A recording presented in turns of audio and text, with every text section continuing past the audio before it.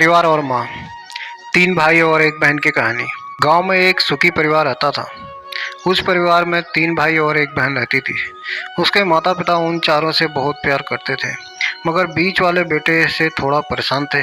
बड़ा बेटा पढ़ लिख कर डॉक्टर बन गया और छोटा बेटा भी पढ़ लिख कर इंजीनियर बन गया, मगर बीच वाला बेटा बिल्कुल गंवार और आवारा किस्म का था। कुछ समय बाद उनके दोनों बेटे डॉक्टर और इंजीनियर ने शादी कर ली और महीनों के बाद ही इनकी बेटी का भी एक अच्छे घराने में विवाह हो गया। मगर बीच वाला बेटा अभी भी कुंवारा ही था। वो अनपढ़ था और कहीं पर मजदूरी का छोटा सा काम करता था।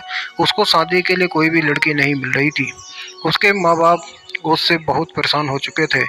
अब जब भी उसकी बहन उसके मायके आती तो वह अपने डॉक्टर और इंजीनियर दोनों भाइयों से मिलती थी, मगर बीच वाले भाई से बहुत कम मिलती थी, क्योंकि वह उसे ज़्यादा पैसे नहीं दे पाता था। लेकिन फिर भी वह अपनी बहन से बहुत प्यार करता था। कुछ समय बाद उनके पिताजी की बीच वाले बेटे की बिना शादी किए ही मृत्यु हो गई। उसकी माँ ने सोचा कहीं अब किसी के मुंह से बंटवारे की बात निकले, इसलिए अपने ही गांव में एक सीधी सादी लड़की से मंझले बेटे की शादी करवा दी। शादी होते ही न जाने क्या हुआ, अनपढ़ बेटा मन लगाकर काम करने लगा और पहले से कहीं ज़्यादा मेहनत भी करने लगा। अब कोई भी पुराना दोस्त उसको मटर गश्ती के लिए बुलाने आता तो वह मना कर देता। एक दिन उसके डॉक्टर और इंजीनियर भाई ने सोचा कि यह तो गंवार और अनपढ़ है, हम इससे कहीं ज़्यादा पैसे कमाते हैं, इसलिए अब हमें बंटवारा कर लेना चाहिए। माँ के लाख मना करने के बाद भी दोनों बेटों ने बंटवारे की तारीख तय कर दी और उन्होंने अपनी बहन को भी बुला लिया। तभी उनका गंवार भाई कहता है कि तुम लोग बंटवारा कर लो, मुझे जो बचे वो दे देना या न देना, मैं शाम को आकर अंगूठा लगा दूंगा। तभी उसकी बहन कहती है, अरे बेवकूफ़, तू तो हमेशा बेवकूफ़ ही रहेगा। जमीन का हिस्सा तो आमने सामने बैठकर होता है। और उसकी माँ भी उसे काम पर जाने से रोकती है। उसी वक्त वकील भी वहाँ आ जाता है और कहता है कि आपका सारा हिस्सा मिलाकर 10 बीघा जमीन और एक मकान है। अब यह बताओ किसको कितना हिस्सा देना है, मैं उसी हिसाब से कागज बनवा दूंगा।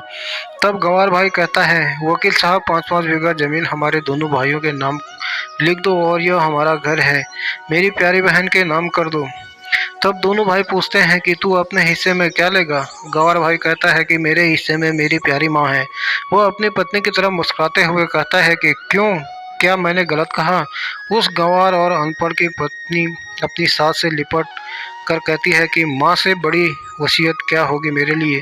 उसी वक्त उसका गंवार पति भी अपनी माँ से लिपट जाता है। गंवार बेटे और बहू के प्यार ने जमीन जायदाद के बंटवारे को एक सन्नाटे में बदल दिया। तभी बहन अपने गंवार भाई के गले लगकर लिपट कर रोते हुए कहती है कि माफ़ करना भैया, मैं आपको सम्मान नहीं दे सकी।